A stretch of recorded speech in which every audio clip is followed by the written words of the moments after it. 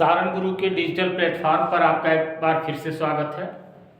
मैं ओम प्रकाश गिरी आपके साथ आज इस प्रकृति में होने वाली एक सबसे बड़ी घटना, अगर हम विश्वास के साथ इस बात को कहें कि इस प्रकृति में होने वाली सबसे अजीब घटना, सबसे विचित्र घटना, जो कि जीवन को एक नया आयाम देती है और सभी जीवधारियों में बिल्कुल होना ही है। जहाँ भी जीवन की निरंतरता की जब हम बात करते हैं, कॉन्टिन्यूएशन ऑफ लाइफ की जब हम बात करते हैं, तो इस प्रक्रिया का उस जीव के जीवन में घटित होना बिल्कुल ही अनिवार्य होता है। तो वो कौन सी घटना है? इस घटना की बात यहाँ तो हेडिंग लिखा गया है प्रतिकृति। तो इस प्रतिकृति को अगर हम पूरा करें तो डीएनए की प्रतिकृति, डीएनए की प्रतिकृति बनना, that is the process of the replication of DNA. English में दैट ये कहा जाता है रिप्लिकेशन ऑफ डीएनए। ये रिप्लिकेशन ऑफ डीएनए, जैसा कि मैं दावा कर रहा हूं, कह रहा हूं कि this is the one of the most specific event in the nature that happens. तो इसको समझने की कोशिश करते हैं। इसके रेफरेंस में जहां ये शुरुआत की जा रही है कहानी, यहाँ हम देख रहे हैं वाटसन और क्रिक का नाम आ रहा है। डीएनए के द्विकुंडलित रचना के प्रतिवादन के साथ ही वाटसन और क्रिक ने तत्काल, जब ग्रिफ्थ का एक्सपेरिमेंट हुआ और फाइनली जब हर्शे एंड चेस का एक्सपेरिमेंट हुआ, तो उसके बाद वाटसन और क्रिक ने तत्काल डीएनए की प्रतिकृति की योजना प्रस्तुत की। यदि उनके मूल कथनों को उद्धृत किया जाए तो वह इस प्रकार से है। उनके मूल कथन की बात हो रही है। इसको कहा जाता है double helical model of Watson and Crick. Watson और क्रिक का मॉडल है ये। तो इसकी अकॉर्डिंग क्या है? विशिष्ट युग्मन की जानकारी के बाद आनुवंशिक पदार्थ के नए रूप के निर्माण की प्रक्रियाओं के बारे में तत्काल प्रतिपादन करने से बचा नहीं जा सकता था। अब जितनी जानकारियां मिल गई थी, अब उन जानकारियों के हिसाब से उनको एक्सप्रेस करना मैंडेटरी था for the development of scientific information due to the scientific temperament. ये जरूरी हो गया था कि उसको एक्सप्रेस किया जाए, बताया जाए कैसे क्या है। तो उपरोक्त योजना से स्पष्ट है कि दोनों रज्जुक अलग होकर टेम्पलेट के रूप में कार्य कर नए पूरक, देखिए नए कंप्लीमेंट्री रज्जुकों का निर्माण करते हैं। जो एग्जिस्टिंग है वो टेम्पलेट है। अब डीएनए के डबल हेलिकल मॉडल को आप ऑब्जर्व कर रहे हैं। हम यहाँ ऑब्जर्व कर रहे हैं कि यहाँ पर इस स्थिति के बाद, यहाँ के बाद ये डीएनए के दोनों स्ट्रैंड्स, दोनों रज्जुक अलग हो गए। और फिर थोड़ी देर बाद हम यहाँ नीचे क्या देख रहे हैं कि इनके कंप्लीमेंट्री, ये पिंक कलर में, रेड कलर में दिखाया गया है और ये ब्लू कलर में नए टेम्पलेट्स दिखाए गए हैं। तो नए पूरक रज्जुक का निर्माण करते हैं। प्रतिकृति के पूर्ण होने के बाद जो डीएनए अणु बनता है, उनमें एक पैतृक और एक नई निर्मित लड़ी रज्जु होती है। डीएनए प्रतिकृति की यह योजना अर्धसंरक्षी semi conservative method of replication of DNA कहा जाता है, पूरा नाम इसका ये। तो अब इस परिस्थिति में हम क्या देख रहे हैं कि ये एग्जिस्टिंग डीएनए है, ये डीएनए है एक संरचना।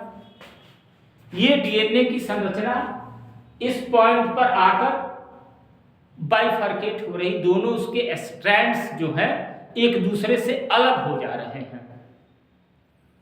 और अलग होने के पश्चात हम क्या देख रहे हैं कि दोनों के ऊपर एक कंप्लीमेंट्री स्ट्रैंड एग्जिस्ट कर जा रहे हैं। तो एक डीएनए के स्ट्रैंड से दो नए डीएनए के स्ट्रैंड्स बन रहे हैं। That is the process of प्रतिकृति या डीएनए की प्रतिकृति बनना या रेप्लिकेशन ऑफ डीएनए है। ये सबसे बड़ी घटना है।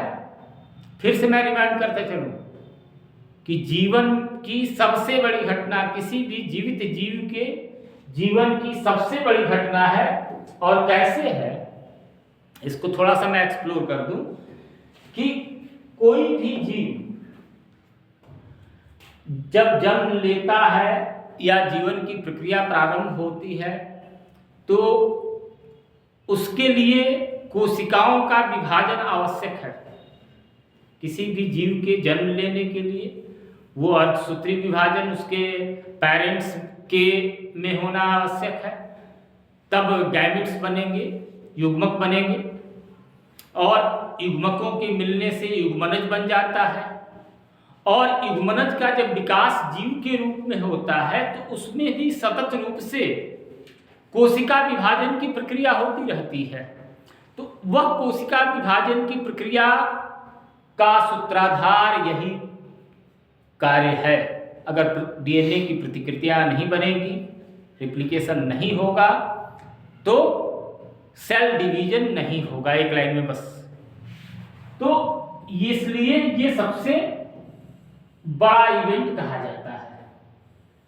अब प्रायोगिक प्रमाण इसके क्या है, कैसे ये घटनाक्रम कैसे होता है, डायग्राम हमने देख लिया। एक फंडामेंटल इंफॉर्मेशन हमको मिल गई, डीएनए के असंरक्षी प्रतिकृतियों का वाटसन क्रिक प्रतिरूप। वाटसन और क्रिक ने जो मॉडल दिया था डीएनए का वो दिखा दिया गया। अब प्रायोगिक प्रमाण क्या हो रहा है, एविडेंस क्या हो रहा है। अब यह सिद्ध हो चुका है कि डीएनए का असंरक्षी प्रतिकृति होता है।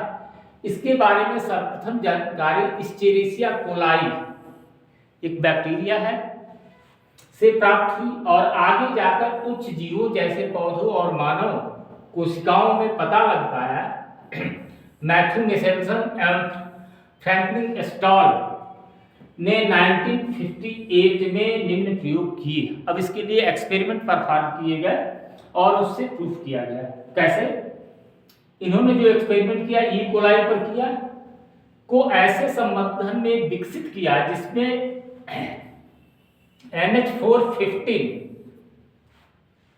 नाइट्रोजन का भारी समस्थानिक हैवी आइसो समस्थानिक अमोनियम क्लोराइड कई पीढ़ियों तक केवल नाइट्रोजन का स्रोत है, जिसके परिणाम स्वरूप नवनिर्मित डीएनए एवं अन्य दूसरे नाइट्रोजन युक्त यौगिकों में N15 हैवी नाइट्रोजन व्यवस्थित हो जाता है। इस भारी डीएनए अणु को सामान्य डीएनए से सोडियम क्लोराइड के घनत्व प्रवणता में अपकेंद्रीकरण कराने से अलग कर सकते हैं। जब इसका सेंट्रीफ्यूगेशन कराते हैं, जो सामान्य डीएनए है और ये जो हैवी डीएनए है, इन दोनों को जब सेंट्रीफ्यूगेशन कराएंगे तो ये दोनों अलग अलग हो जाएंगे। अब यहां पर क्या ध्यान देने की बात कर रहा है कि कृपया ध्यान दें कि नाइट्रोजन 15 एक विकिरण सक्रिय समस्थानिक नहीं है, रेडिएशन नहीं होता, और यह नाइट्रोजन 14 से घनत्व के आधार पर अलग किया जा सकता है। सिर्फ एक कहानी है कि यहाँ पर इसका घनत्व ज्यादा होता है, इसके अकॉर्डिंग ये अलग है। इसके बाद कोशिकाओं को ऐसे संवर्धन में स्थानांतरित किया गया जिसमें साधारण NH14 था और निश्चित समय अंतराल पर गुणित कोशिकाओं के नमूनों को लेने पर इससे डीएनए निष्कर्षण एक्सट्रैक्शन फिर कराया गया। पाया कि यह हमेशा द्विरज्जुक कुंडलियों के रूप में मिलता है। चलिए, डीएनए के घनत्वों के बारे में जानकारी प्राप्त करने हेतु विभिन्न नमूनों को स्वतंत्र रूप से सीजियम ग्रेडियंट की प्रवणता पर अलग किया गया। अब उसका सेंट्रीफ्यूगेशन कराया गया दोनों का, कौन कौन सी कंडीशन? जबकि नाइट्रोजन 14 और 15 दोनों में अलग अलग। हाँ, अब इस डायग्राम को हम एनालाइज करेंगे तो मिशेल्सन और स्टाल का जो एक्सपेरिमेंट है जिसकी बात हम लोग कर रहे थे वो बिल्कुल क्लियर होगा। अब N15 डीएनए रेड स्ट्रैंड दिखाया जा रहा है स्ट्रक्चर। अब N15 की फर्स्ट जनरेशन जब आ रही है, टाइम दिया है 20 मिनट्स, एवरेज टाइमिंग है एस्चेरिचिया कोलाई की लाइफ साइकिल का। तो इसके बाद हम क्या देखते हैं कि इसमें से 50% एक स्ट्रैंड नॉर्मल N14 डीएनए का है और एक स्ट्रैंड N15 डीएनए का है फर्स्ट। और ये प्रोसेस कंडक्ट कैसे कराते हैं? सेंट्रीफ्यूगेशन करा के हम चेक करते हैं। ये सेंट्रीफ्यूगेशन मशीन है। और फिर 40 मिनट बाद जब दूसरी पीढ़ी आती है तो यहां 4 स्ट्रैंड्स बनते हैं। 40 मिनट यानी कि दूसरी पीढ़ी तो आई और इन दोनों स्ट्रैंड से 4 नए स्ट्रैंड्स बने। तो ये दो बीच के स्ट्रैंड जो हम ऑब्जर्व कर पा रहे हैं, ये दोनों स्ट्रैंड्स तो बिल्कुल अपने पेरेंट्स के रिप्लिका है, एज इट इज है। लेकिन उनकी साइड में हम देख रहे हैं ऊपर भी एक स्ट्रैंड दिखाया जा रहा है, नीचे भी एक स्ट्रैंड दिखाया जा रहा है, जहां पर कि N15 नहीं है, सिर्फ N14 ओरिजिनल कंडीशन है। यहां पर भी नहीं है और यहां पर भी नहीं है। इस एक्सपेरिमेंट से मिशेल्सन और स्टाल ने ये प्रूफ किया कि जो रिप्लिकेशन ऑफ डीएनए होता है वो semi conservative method of replication of DNA है। कैसे? अब यहां से ये दोनों स्ट्रैंड अलग अलग होंगे। जब रिप्लिकेशन की प्रक्रिया होगी तो ये दोनों स्ट्रैंड अलग होंगे। उसी कलर का मैं लाता हूं। ये स्ट्रैंड इधर हो जाएगा और दूसरा स्ट्रैंड ये इधर जाएगा। ये फॉर्क बनते हैं, डीएनए फॉर्क बनता है रिप्लिकेशन में। अभी आगे चल के हम लोग इसको पढ़ेंगे। दोनों स्ट्रैंड्स अलग हो गए हैं। अब दोनों स्ट्रैंड्स जब अलग हो गए तो उस पर नए कंप्लीमेंट्री स्ट्रैंड्स बनेंगे। वो जो कंप्लीमेंट्री वाला बनेगा वो कैसा बनेगा? तो वो मुझे लग रहा है कि ये ग्रीन कलर का ही होगा। इस पर भी ये ग्रीन कलर आ जाएगा और इस पर भी ग्रीन कलर आएगा। अब ये कंडीशन जब रिपीट होगी तो नो डाउट जो रेशियो होगा इस हाइब्रिड डीएनए स्ट्रैंड का वो नेक्स्ट जनरेशन में कम हो जाएगा, आधा हो जाएगा। ग्रेजुअली वो कम होता जाएगा जनरेशन टू जनरेशन। ये याद रखें, क्योंकि जो कंप्लीमेंट्री डीएनए है ये कंप्लीमेंट्री डीएनए है, ये कंप्लीमेंट्री डीएनए N14 का ही है और ये नॉर्मल नाइट्रोजन है। जबकि ये N15 जो है वो रेड कलर से हम डिमॉन्स्ट्रेट किया गया है, वो हैवी नाइट्रोजन है। तो ग्रेजुअली जनरेशन टू जनरेशन, पीढ़ी दर पीढ़ी इसकी संख्या रिड्यूस करती जाएगी। और इसी ग्राउंड पर मिशेल्सन और स्टाल ने ये प्रूफ किया कि the process of replication of DNA that is the semi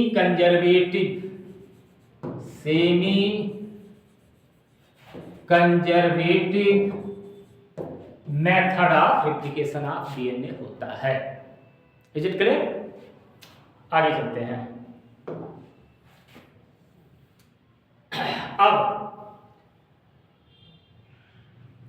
क्या बताया जा रहा है कि क्या तुम अपकेंद्र बल के बारे में बता सकते हो और सोचो, क्या एक अणु जो अधिक द्रव्यमान घनत्व का है तेजी से अवसाद बनाता है अब कोई भी अगर लिक्विड है, उस लिक्विड में कुछ हम हैवी पार्टिकल्स डालते हैं और उनको तेजी के साथ रोटेट करते हैं। अब केंद्रण की प्रक्रिया वही है, रोटेशन कराया जाएगा, बहुत तेजी से उस टेस्ट ट्यूब को घुमाया जाएगा। तो उस कंडीशन में ऑब्वियस सी बात है, एक बार फिर उस डायग्राम को हम देखते हैं कि जो हैवी पार्टिकल्स है, देखो यहां N15 दिखाई पड़ रहा है at the base of the test tube, N14 यहां बीच में है, और फिर ये N14 15 सॉरी दोनों है यहाँ, और N14 यहां आ जा रहा है। मैं स्केच ले लूं, और प्योर जब N14 आया है तो ये ऊपर आ गया टेस्ट ट्यूब में, ये मिडिल में N14 15 हाइब्रिड वाला कंडीशन है, इसको H लिख देता हूं, H प्योर 14, और यहां पर उस टेस्ट ट्यूब से हम इस स्केच को उतार रहे हैं, तो यहां पर हाइब्रिड, और हाइब्रिड न लिखे यहां पर P15 लिखे, सॉरी P मैं लिख रहा हूं N नाइट्रोजन, मैं फास्फोरस याद आ रहा है पिछले एक्सपेरिमेंट का, मेरी गलती है, P न लिखा जाएगा N होगा, ठीक है। तो N14 एकदम ऊपर की ओर आ जा रहा है, ये हाइब्रिड जो कंडीशन है वो बिल्कुल नीचे आ बीच में है, और जो बिल्कुल प्योर हैवी नाइट्रोजन है वो हैवी नाइट्रोजन बेस पर आ जाएगा। इसी बात को नेक्स्ट पेज में एक्सप्लोर कर रहा है। यही है, क्या तुम अपकेंद्र बल के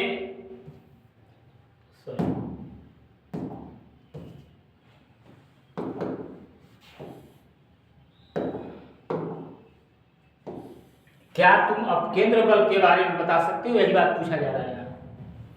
तो अब रिजल्ट्स को दिखा दिया गया है और रिजल्ट्स को हम एनालाइज कर चुके। अब इस प्रकार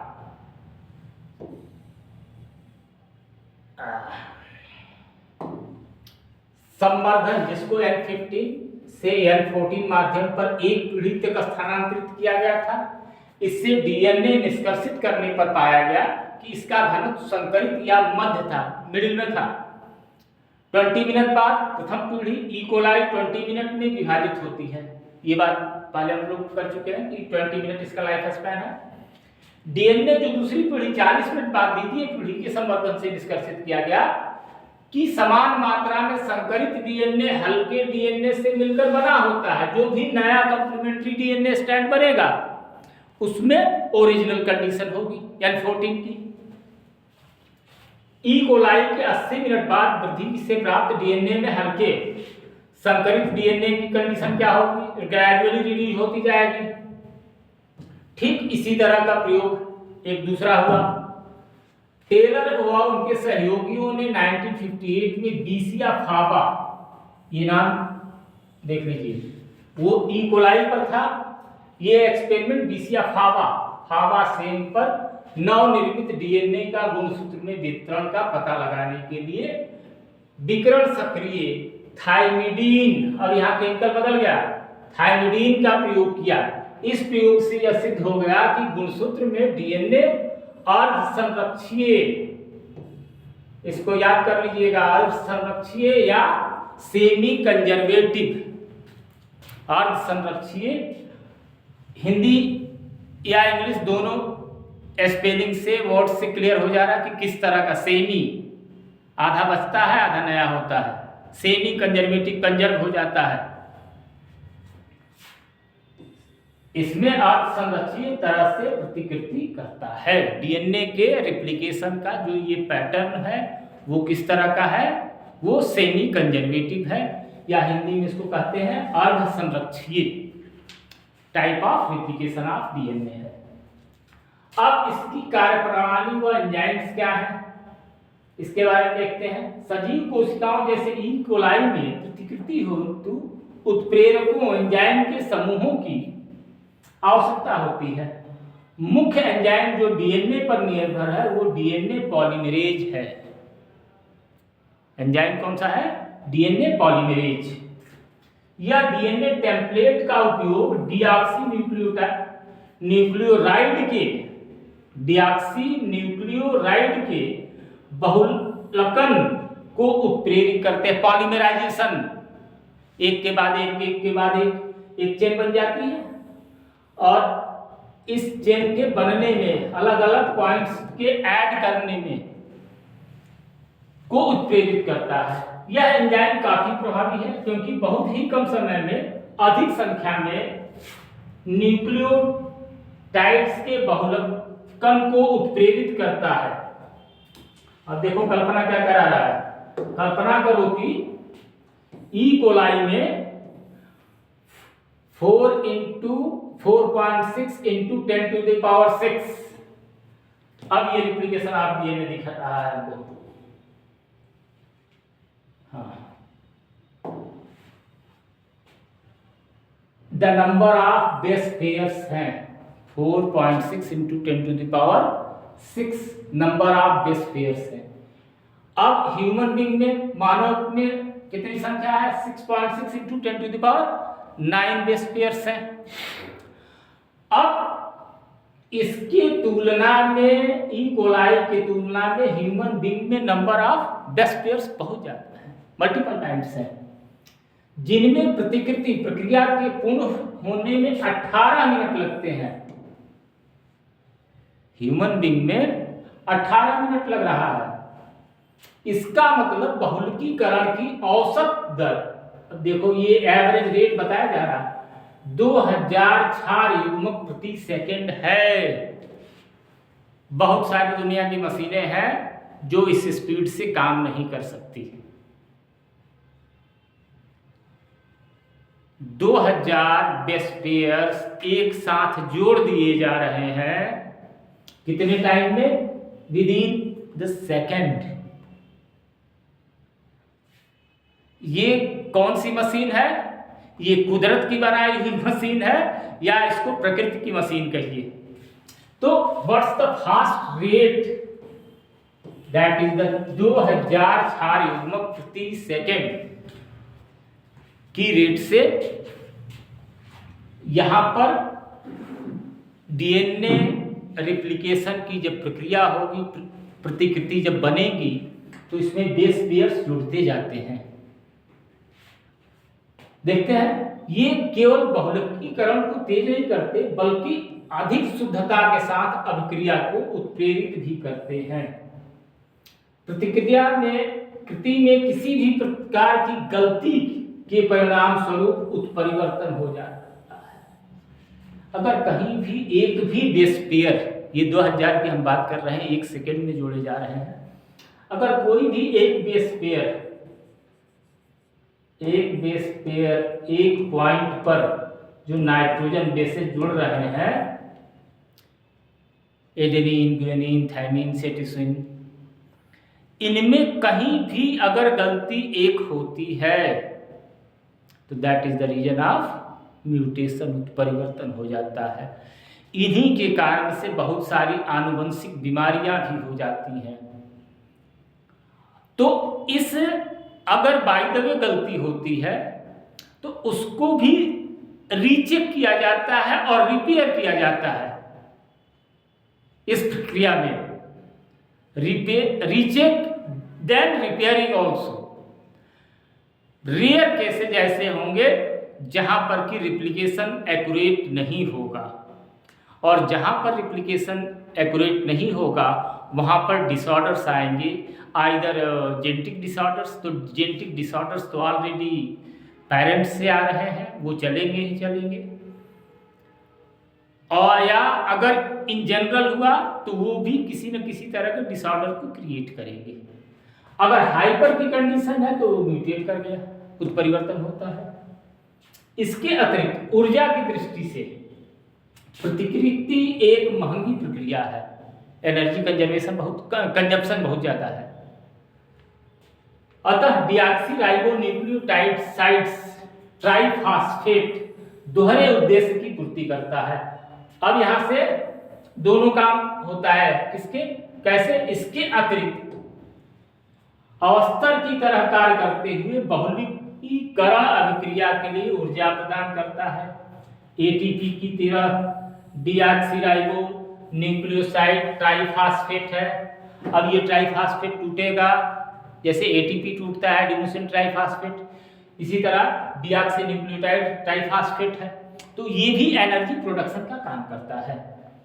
ट्राइफॉस्फेट में दो टर्मिनल फास्फेट उच्च ऊर्जा वाले फास्फेट हैं। दो टर्मिनल फास्फेट तो उन्हीं का अलग होंगे, टूटेंगे और एनर्जी प्रोड्यूस करेंगे। वो डायग्राम अभी नहीं देख रहे हैं, डिस्क्रिप्शन को देख लें। अधिक शुद्धता के साथ प्रतिकृति प्रक्रम को पूरा करने हेतु डीएनए पर निर्भर डीएनए पॉलीमरेज, फिर वही आ गया एंजाइम के साथ अन्य एंजाइम की आवश्यकता होती है। दूसरे भी एंजाइम चाहिए। लंबे डीएनए अणुओं के दोनों रज्जु एक साथ पृथक नहीं होते। अगर डीएनए स्ट्रैंड्स बड़े हैं तो दोनों एक साथ नहीं होंगे, सेपरेट एक एक कर होंगे, क्योंकि इसके लिए अधिक ऊर्जा की आवश्यकता होती है। प्रतिकृति हेतु डीएनए कुंडलिनी छोटे छोटे भाग में खुलते हैं, जिसे प्रतिकृति द्विशाख कहते हैं। बाइफर्केशन जहां हो रहा है, डीएनए पर निर्भर डीएनए पॉलीमरेज बहुलकन केवल एक दिशा 5th प्राइम से 3rd प्राइम की तरफ ही काम करेगा। 5th से 3rd की ओर जाएगा। हमेशा याद कर लो, पानी ऊपर से नीचे जाता है, ठीक है। तो वही प्रक्रिया यहाँ है, 5 से 3 की तरफ जा रहा है। और ये 3rd प्राइम 5th प्राइम का कॉन्सेप्ट मुझे लग रहा है कि पहले ही बता चुके हैं, एक बार फिर रिपीट कर देते हैं। 3rd प्राइम और 5th प्राइम क्या इंडिकेट करते हैं कि उसका 3rd एंड 5th कार्बन खुला हुआ है।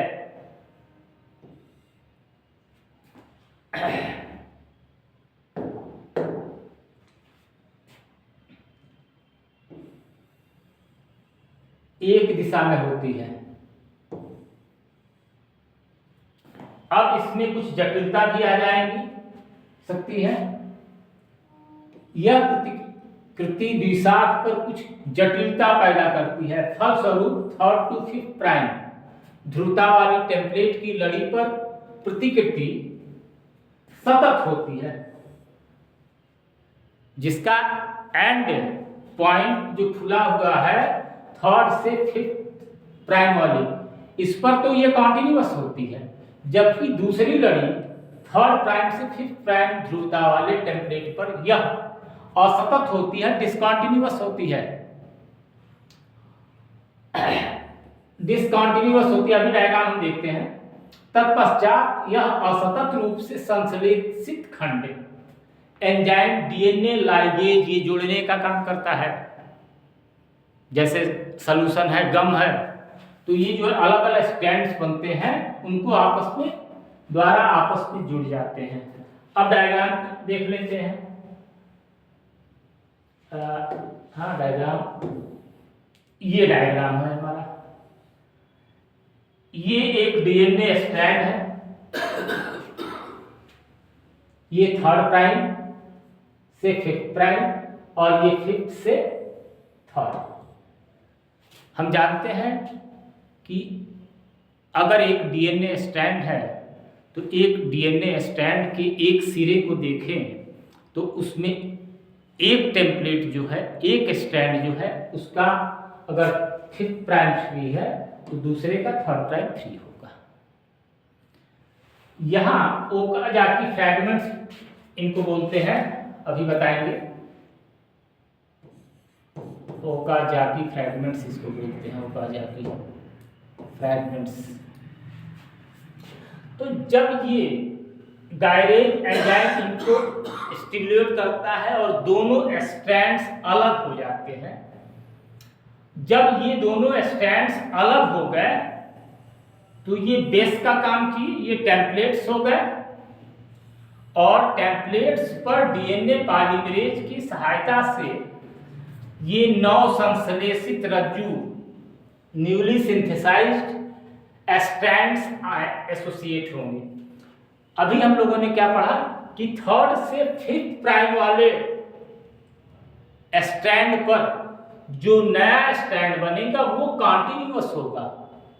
तो ये 5th प्राइम से 3rd प्राइम पर ये बनने वाला ये स्ट्रैंड ये कॉन्टिन्यूअस बन रहा है, जबकि दूसरे स्ट्रैंड पर जो कि 5th से 3rd प्राइम पर है यहाँ पर भी जो न्यू स्ट्रैंड्स बनेंगे वो उनका डायरेक्शन 5th से 3rd प्राइम ही होगा। पानी हमेशा नीचे की ओर गिरेगा, ये याद रखना। इनका डायरेक्शन अपोजिट हो गया, और डायरेक्शन अपोजिट होने के साथ साथ दूसरी प्रॉब्लम क्या हो गई कि ये डिसकंटिन्यूअस हो गए। देख रहे हैं कि ये 1, 1, 2 और 3 स्टैंड यहाँ पर दिखाई पड़ रहे हैं।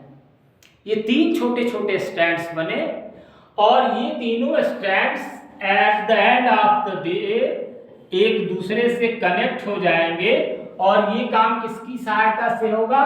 तो डीएनए लाइगेज की सहायता से होगा।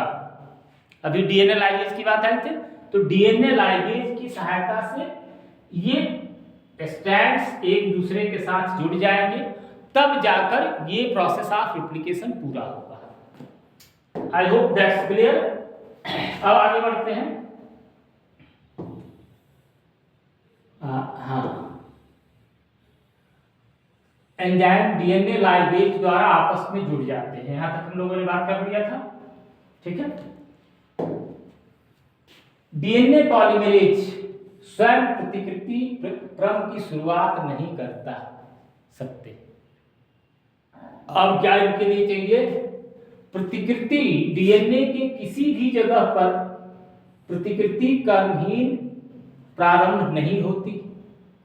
ई कोलाई के डीएनए में कुछ निश्चित स्थान होते हैं।